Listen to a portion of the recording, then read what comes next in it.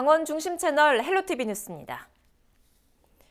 동해시가 관내 마트발 코로나19 집단 감염이 우려됨에 따라 지난 8일부터 12일 사이 해당 마트를 방문한 시민에 대한 검사를 독려하고 나섰습니다. 지난 12일 해당 마트에서 최초 확진자가 발생한 후 15일까지 코로나19 확진자는 직원 5명과 직원의 가족 7명 등 12명에 이르고 있습니다. 방역당국은 해당 시설 근무자 102명에 대한 전수조사 결과 확진자를 제외한 64명을 자가격리 조치하고 해당 시설 방문자 등에 대해 검사를 독려하고 있습니다. 원주시가 지난 3일부터 지역 내 159개 사업장에서 일하는 630여 명의 외국인 근로자를 대상으로 코로나19 검사를 하고 있다고 밝혔습니다. 강원도 행정명령에 따라 시작된 이 검사는 지난 15일 기준으로 76%에 해당하는 485명이 참여를 했고 현재까지 모두 음성으로 확인됐습니다. 원주시는 모든 외국인 근로자는 오는 23일까지 검사를 받아야 한다고 강조하고 불법 체류 외국인도 단속과 추방 등의 불이익을 주지 않는다며 참여해 줄 것을 당부했습니다. 평창군이 이달 말까지 미환급금 찾아주기 운동을 추진합니다. 평창군은 지난 10일 기준 주민들이 찾아가지 않은 지방세가 1,170만 원에 달한다고 밝혔습니다. 이에 따라 평창군은 환급금이 있는 납세자에게 통지서를 재발송하고 고액을 찾아가지 않은 주민에게는 전화 안내 등을 할 방침입니다. 지방세 환급금에 관한 권리는 5년 동안 행사하지 않으면 소멸됩니다.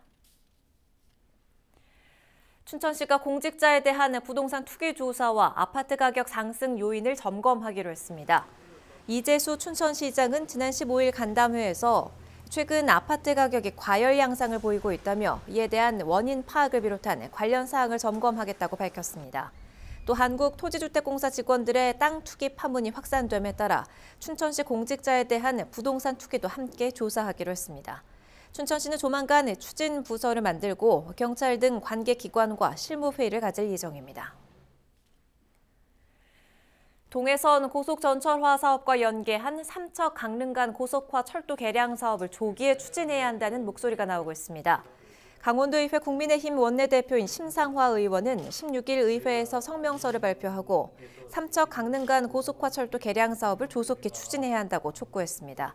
특히 지난해 강원도가 진행한 동해선 고속전철화 사업의 사전 타당성 검토 용역 결과 사업 경제성도 높은 것으로 확인됐다며 동해선 철도가 환동해권 경제 성장에 중요한 동력이 될 것이라고 강조했습니다.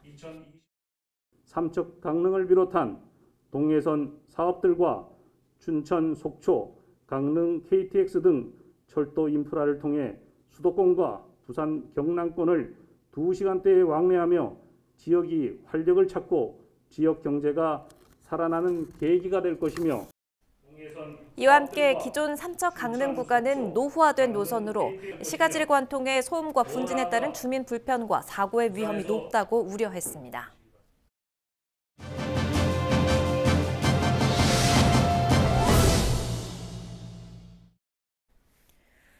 횡성군이 군민이 참여하는 자치 행정을 실현하기 위해 올해 다양한 소통 공감 정책을 추진합니다. 지역 현안 해결의 역할을 하게 될 공론화위원회와 주민 공감형 정책 발굴을 위한 정책 참여단까지 자세한 이야기 나눠보도록 하죠. 김석동 횡성군 기획감사실장과 전화 연결돼 있습니다. 실장님 반갑습니다. 먼저 이처럼 소통이나 공감을 강조하는 이유가 따로 있을지 궁금하거든요. 민주주의 사회에서 국민의 참여와 소통을 기반으로 한 정책 추진은 너무나도 이제 당연하다고 할 수 있을 것 같고요. 그래서 이제 우리 군에서는 국민의 삶과 미래를 결정짓는 주요 정책이 행정의 일방적 결정으로 추진되지 않도록 정책 결정과 그 추진 과정에 국민의 직접 참여를 확대하고 투명하게 공개하여 주민주권을 기초로 하는 자치행정 시대를 열어가고자 추진하게 되었습니다. 네, 말씀해 주신 그런 의미에서 횡성 공론화위원회가 발족해서 올해부터 활약을 하고 있죠. 구체적으로 어떤 기구인지 소개해 주시지요. 올해 1월 27일 출범한 그 공론화위원회는 행정 및 사회 각 분야의 외부 전문가 13분으로 구성이 되었고요.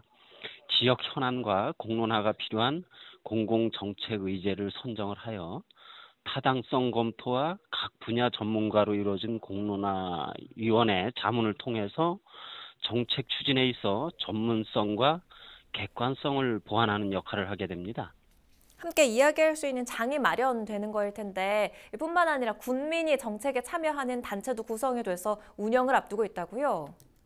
정책 참여단은 일반 다수 군민의 실질적인 군정 참여 보장을 위해서 공모 절차를 통해 모집을 했고요. 행성 의군 20명 내로, 그다음에 면 단위는 15명 내로 해서 152명의 주민으로 구성이 되었습니다. 이렇게 이제 구성된 정책 참여단은 읍면별로 수시 회의를 통해서 군정 주요 정책에 참여하고 마을별 시책 사업을 발굴하는 등 정책 추진의 주체로서 활동하게 될 것입니다. 네, 152명의 주민, 꽤 많은 주민들이 함께 참여를 하게 되는데 기대효가 어떤 것들 꼽아볼 수 있을까요? 지방 분권 2.0 시대에 지방 정부가 기억하고 근간으로 삼아야 할 핵심은 바로 주민주권을 기초로 한 주민자치를 활성화해야 한다는 것입니다. 우리 군이 추진하는 국민 참여와 소통, 공감 정책은 바로 이 기본을 지키고 국민을 주체로 한 주민자치 행정 실현에 있다고 하겠습니다. 참여와 소통을 통한 공감 정책은 행성군의 주인인 군민의 권리를 보장하는 실질적인 주민자치 실현의 시작이자 기본이 될 것으로 기대하고 있습니다. 잘 알겠습니다. 말씀 여기까지 듣겠습니다. 김석동 행성군 기획감사실장과 이야기 나눠봤습니다.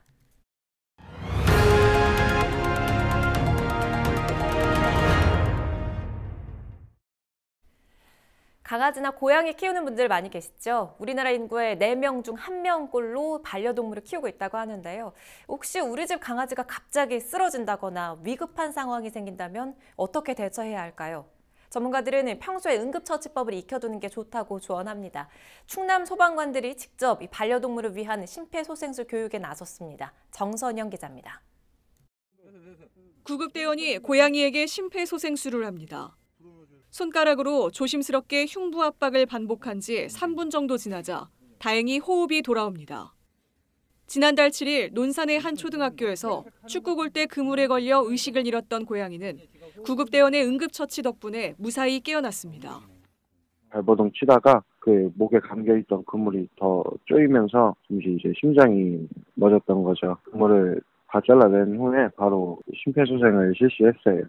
가슴 압박을 하다 보니까 이제 고양이의 숨이 트여지는 게 느껴졌고 점차 이제 의식을 찾고 돌아오게 됐어요. 심정지 등 응급 상황에서 동물도 사람과 마찬가지로 심폐소생술이 중요합니다. 반려동물을 키우는 인구가 해마다 늘고 있는 가운데 충남소방본부가 전국에서 처음으로 반려동물 응급처치 교육 프로그램을 도입했습니다. 이렇게 강아지 마네킹을 이용해 심폐소생술을 체험할 수 있도록 했는데요. 저도 한번 직접 배워보겠습니다. 먼저 심장이 있는 왼쪽 몸이 위로 오게 눕힌 뒤 호흡과 맥박이 있는지 살핍니다.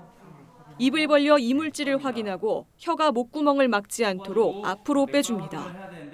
대형견의 경우 양손을 깍지 끼고 초당 2회 속도로 흉부 압박을 30회 이어갑니다. 하나, 둘, 셋, 넷, 다섯, 여섯. 이때 중형견은 한 손으로, 소형견은 엄지손가락으로 압박합니다. 계속해서 입을 손으로 감싼 채 1초 간격으로 코에 입김을 2번 불어넣습니다. 반려동물의 상태를 살피면서 흉부 압박과 인공호흡을 반복합니다. 반려동물도 사람과 똑같이 모든 장기가 있는데 뇌로 산소 공급이 중단되면 치명적인 손상이 있기 때문에 4분 내로 흉부 압박과 인공호흡을 해주는 게 굉장히 중요하다고 할 수 있겠습니다. 반려동물 응급처치법은 충남안전체험관에서 사전 예약을 통해 교육받을 수 있습니다. 앞으로는 충남 각 지역 소방서에서도 실습할 수 있도록 프로그램을 확대할 계획입니다. 헬로티비 뉴스 정선영입니다. 북부지방산림청은 최근 다양해지고 있는 산림 내 위법행위 단속을 강화하기 위해 산림사법수사대를 운영합니다. 지역별 관할 구규림관리소와 지방청 산림사법수사팀은 특별사법경찰로 구성된 수사대 7개 팀, 86명과 산림보호지원단 36명으로 운영됩니다. 북부산림청은 지난 2018년부터 산림사법수사팀을 운영해왔으며 산림 드론을 활용한 현장 조사, 위성 영상 분석 등 과학적이고 전문적인 조사를 통해 지난해 모두 190여 건의 위법 행위를 사법 처리했다고 밝혔습니다. 춘천 수열에너지 융복합 클러스터 조성 사업에 탄력이 붙을 전망입니다. 춘천시는 최근 정부와 국토정책위원회가 수열에너지 융복합 클러스터 조성 사업에 대한 투자 선도지구 지정을 승인했다고 밝혔습니다.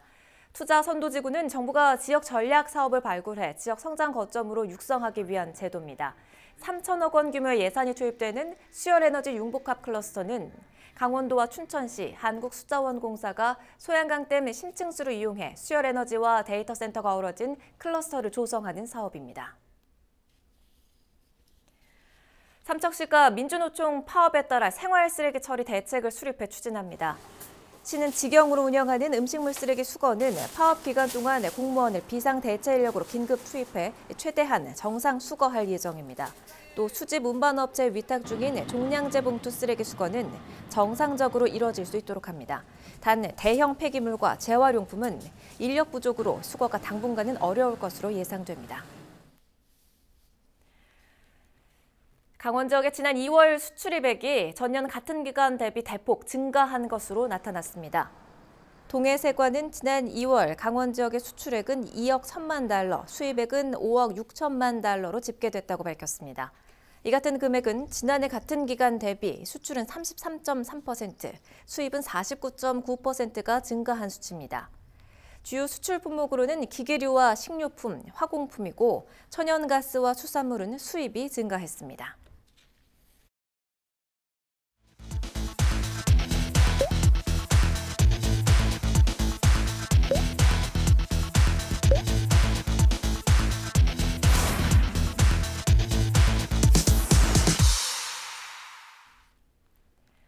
춘천시가 100억 규모의 에어돔 유치에 뛰어들었습니다.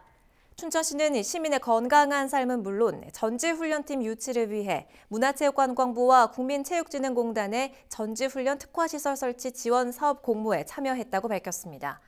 공모에 선정되면 송암 스포츠타운 의암빙상장 옆 부지에 연면적 12,000제곱미터의 대형 에어돔을 설치하고 축구장과 배드민턴장, 부대시설로 활용할 계획입니다.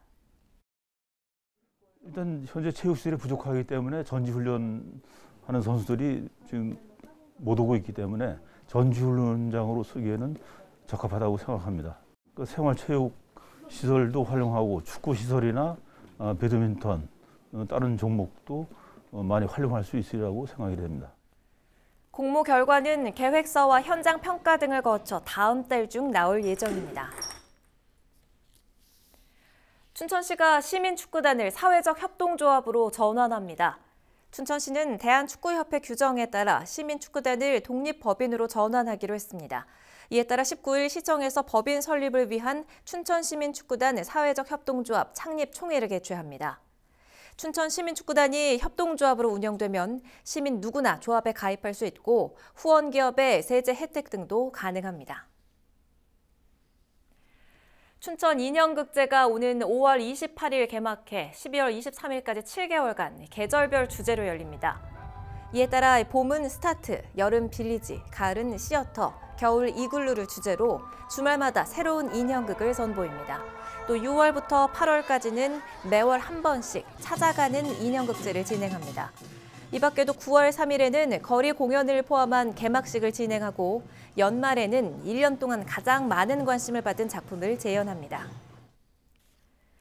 평창군이 버스 안전사고 예방을 위해 지역 내 버스 안전관리를 점검합니다. 점검 대상은 지역 내 농어촌 버스와 마을버스, 전세버스 업체 4곳의 차량 47대입니다. 평창군은 이번 점검을 통해 차량 안전장치의 정상 작동 여부와 속도 제한 장치 설치 작동 여부, 안전장치 구비 등을 살필 계획입니다. 문제가 있는 운송사업자는 개선 명령 등의 조치를 통해 계도할 방침입니다. 헬로티비 강원 뉴스를 모두 마칩니다. 저희는 언제나 여러분과 함께하겠습니다. 고맙습니다.